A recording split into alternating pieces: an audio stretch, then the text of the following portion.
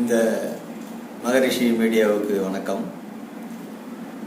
இந்த மீடியா ஆரம்பித்ததன் நோக்கமாவது உலகம் முழுமைக்கும் மீண்டும் குருகுல வாசத்தை கொண்டு வருவது. இப்போது நாம் படிக்கும் படிப்பு எல்லாமே the Macaulay system of education, Macaulay என்பவரால் தோற்றுவிக்கப்பட்டது. இது ஏறக்குறைய 1840 வாக்கில் லண்டனில் தோற்றுவிக்கப்பட்டது. இப்பொழுது இதனுடைய தன்மை மாறி